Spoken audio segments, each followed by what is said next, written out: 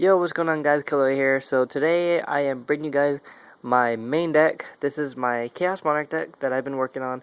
If you guys have followed my channel for a while, you would know that I played this deck for a couple of years, always been involving it, always been changing it. Monarchs is basically my favorite deck to play, and so is Chaos decks, obviously. So really passionate about this deck. Uh, Definitely want feedback if you guys can think of anything. I'm thinking about going to tournaments during the summer, hopefully when school's over, and actually testing it competitively. But it does really well with my friends that I play with. So I'll get straight to the deck list and I'll explain best I can wherever I feel like needs explanation. So here we go. So we'll start off with the Monarch lineup. The standard 3 Caius, obviously the best Monarch still. Gives people so much problems, it's ridiculous. 2 Rises, still a strong Monarch, so I definitely like playing him. 1 Mobius for back row, and Thestalos. Definitely side this card out against Dark Worlds, but Thestalos goes the mile against every other deck. That's it for the Monarchs. 7 card lineup for the Monarchs. Really strong lineup, I think. Sorry about that. I just got a text, but it's a really strong lineup for Monarchs, especially with a deck like this, since it's not. I feel like if you play 6 or less, you're not going to draw into your Monarchs as often, and if you play 8 or 9 Monarchs or even 10 Monarchs, it's just way too inconsistent. You get clogged hands, and you get to a point where you need your whole Frog engine. So 7's definitely the best number for me as far as with my Monarchs. And yeah. So follow it up with a Chaos Monarch deck. I'm playing my Chaos Monsters, 2 copies of Chaos Sorcerer, and 1 copy of BLS.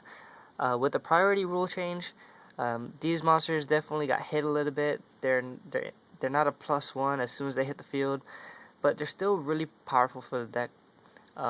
As you guys know, Monarch decks their main problem for the most part is that they're too linear. Their only play for the most part is just tribute summon a Monarch and get their effect off and hope that their effect sticks, which really isn't that strong. Linear decks definitely they have a problem, obviously, of being too one play capable. So the Chaos Monsters are meant to give you that extra push when you need it. When you summon a Monarch and it gets Veilered or it gets Warning, you can follow it up with a Chaos Monster, and your opponent has wasted a resource to they're not able to get over this or stop their effect from going off anymore. So still really important for the deck, and the Chaos engine is just a really strong, consistent engine too. So that's it for the main boss monsters for the deck. On to my defensive hand traps, if you guys want to call it that, since that's a pretty popular term now. So I got 1 copy of Gores and 2 Trags. I don't play any back row, so Gores is really self-explanatory. 2 Trags. You keep a really hefty hand since your plays are limited for the most part in this deck. So Trag usually comes out at least 24k, maybe 3,000. So yeah. 3 copies of Fader. This is unnegotiable. In a deck like this where you're not playing your Swap Frogs and your Ronin Toadin and stuff, and you have a risk of clogging hands and having really bad hands, you need your Faders. Just in case you don't get your Treeborn engine going, you have fodder for your Monarchs. But it's also very important because this deck is a lot slower than the meta right now. With Dino Rabbits and Sectors, it's just a great way of slowing down your opponent to your pace of the game. Controlling the pace of the game with this, and obviously stopping OTKs. So Faders at 3 is really important. 3 copies of Effect Veiler. This is relatively new. I bumped it up to 3 when the priority ruling changed. Prior to this, I only had 2 Effect Veilers, and I had a creature swap in for attack. I'm not sure how. So far, it's been testing out good. It sucks against Dark Worlds. It's not the greatest against heroes, but it kills Insectors, and it helps against most other rogue decks and stuff. Plus, it's the only tuner, and it's a light. So I'm not sure what I want to do with this. I want to keep the deck at 41. So if I do take out an Effect Veiler, I'll probably put in that Creature Swap, because Creature Swap's just a great tech with all the floaters that you have. You get your 3 Faders and your Treeborns and some other nifty plays. So let me know what you guys think there. And then obviously I mentioned my 2 Treeborn Frogs. It just gives your Monarchs fodder for your Monarchs every turn, and it helps stall, which is really important. Controlling the pace of the game. Your opponent, it's just one more monster your opponent has to attack over. So yeah, and if they waste a Dark Hole on a set Treeborn Frog, that's never a bad thing too. So yeah. Onto the other monsters for the deck. 2 Thunder Kings. This is something I'm also questioning. Thunder King's not as good as it used to be, but it's still a solid standalone card. It gives your opponent problems, but it's kind of easy to get over now. So I'm debating about keeping this in or either taking this out for Doom Cows, because Doom Cows is extremely good right now. Monster Negation is probably the best thing of the game. That's why Skill Drain is so prevalent in most decks. So Effect Negation, I don't know if I want to do that or this, but for right now I'm sticking with Thunder King. And then obviously I have like 3-dimensional Alchemist, which is basically your main Chaos engine of the deck, and it's actually my favorite Chaos engine. It just recycles your Chaos monsters, recycles your remove from play. It's just a really strong, solid card, and I really like it in this deck. Onto your singles, your one-ofs, you have 1 Sangan and 1 Spirit Reaper. Spirit Reaper is good for stalling. Sangan just gets you your pieces, like your Effect Veilers and your Faders, and your Treeborn Frog. I search Treeborn a lot with Sangan. And then DD Warrior Lady. This chick goes the mile right now. I can't tell you how many times that people attack into it thinking it's a Spirit Reaper or something, and they, I remove a Lagia, remove Graphas. This chick is just and it forces a warning sometimes too when you summon her, and you're like, shit, I have to warning this, and then you follow it up with a Chaos monster by removing her and a Dark. So really strong plays. And also good to mention with Trag gives you lots of access to rank 4 exceeds because of his effect. So if they leave like a Stratos on the field, you can activate its effect, and then I don't know, nutty play. Just figure I'd mention that since I have a lot of level 4s in here now. Onto the spells. Staples, Monster Born, and Dark Hole. This is definitely non-negotiable. With a slow deck like this, you need every powerhouse card that you can get. So yeah. And then onto the back row hate. 1 Heavy Storm, obviously, and 3 copies of MST.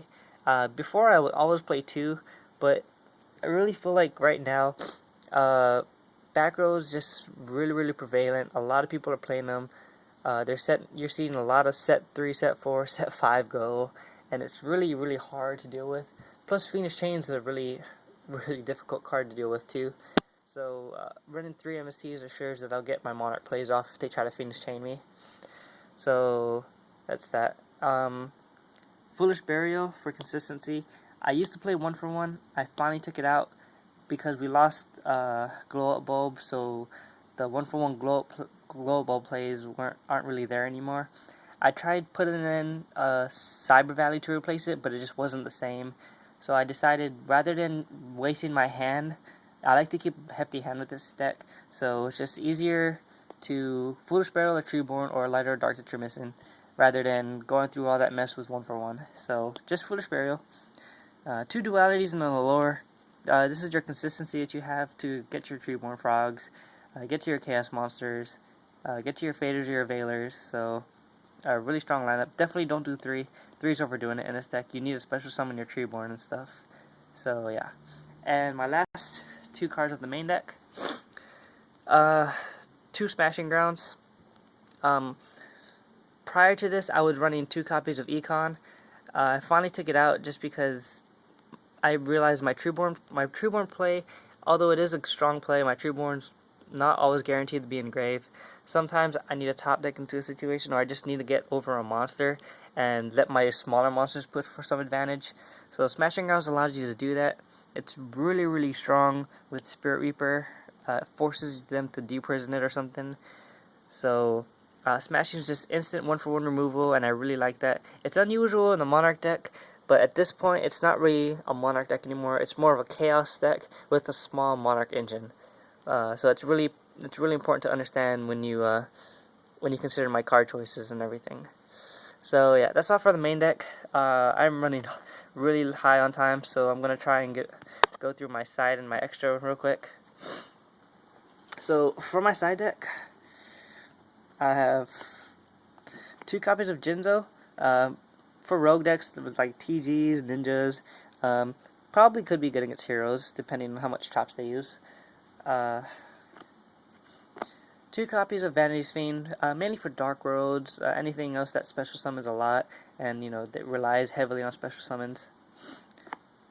2 Sidras, just a strong card in the side deck, really is. Yeah. 2 Doom Cows, as I mentioned earlier. If I do main deck Doom Cows, then obviously this would be Thunder Kings on my side. But effect negation for monsters is just really strong right now, so definitely should play 2 copies of Doom Cowl in the Chaos deck if you're running it. Next up, 2 copies of Raikou. I was debating between Raikou and Snowman Eater. I know Snowman Eater is good against heroes and good against Dino Rabbits and stuff, but I just finally decided on Raikou just because the mill, when you go into games 2 and 3, you're really going to want that Chaos Engine and your Treeborn Fog into the grave, because they're going to be on your ass like crazy. So you need to speed the deck up a little bit, and it's also very important because it serves multiple choices. Multiple purposes. A Snowman Eater only gets rid of monsters, whereas you can pop backwards with this. So I feel like Raikou is a little bit more versatile, and just a better all-around solid card for the side deck. 2 copies of Crow. This is mainly meant for like Insectors, also for, definitely good against Dark Roads to remove those Graphas. So yeah, DD Crow is pretty good inside. And lastly, 2 Twisters. You guys would probably be like, what the hell, why are you playing Twister over like other cards like Dust Tornado? Twister is just better because when it goes to game 2 and 3, the worst things that people can do to you is side in their Macrocosmoses or their skill drains. So continuous traps are really what give your game 2 and 3 problems. If they side a Mask of Restrict, you're pretty much screwed. So I like 2 Twisters in the side deck. It's just it makes sure that my plays go off, and it's also good against like Dark Roads or maybe GKs, anything that uses field spells. So 2 Twisters. If you guys noticed, this is only 14. I was thinking about maybe putting Creature Swap into the side deck, but what I realized was with my extra deck, this is main deck. I'm gonna drop this from my side, my extra deck, and add it to my side for a card that I'll explain in a bit. So this is pretty much what my side deck looks like for now. That's that. And on to my extra. For the Synchros first, got Formula Synchron, Canister, Brio, Black Rose, and then Stardust and Scrap Dragon. So that's all the Synchros that you need. And then onto the Exceeds, move paper. Okay, so 1 Galaxy Queen, because sometimes you just need a stall. Sometimes the consistency just isn't there.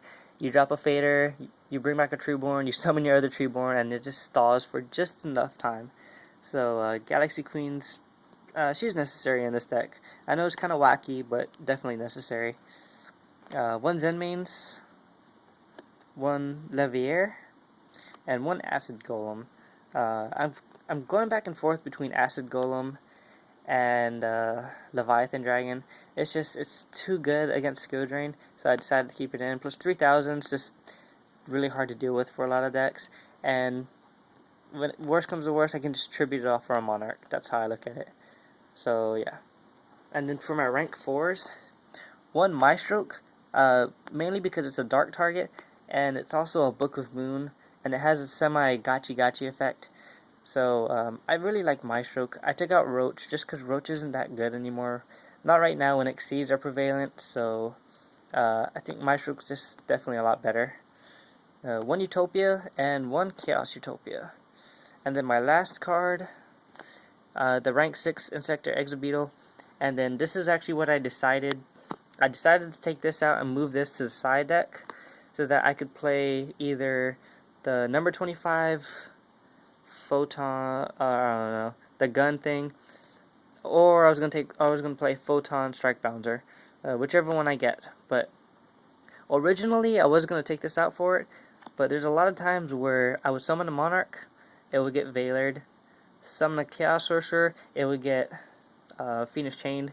So then you need that removal, so you just exceed for this, and you know, send whatever you need to the graveyard. So yeah, but that's the main deck, guys.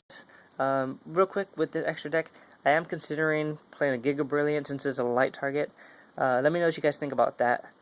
But yeah, so sorry for the length of the video. I know it's really long, but hopefully you guys have seen everything. You guys can understand the deck now, and leave me good feedback, please, because I'm really serious about making this deck competitive. It is my favorite deck. So until next time, I guess I'll see you guys later. Peace out.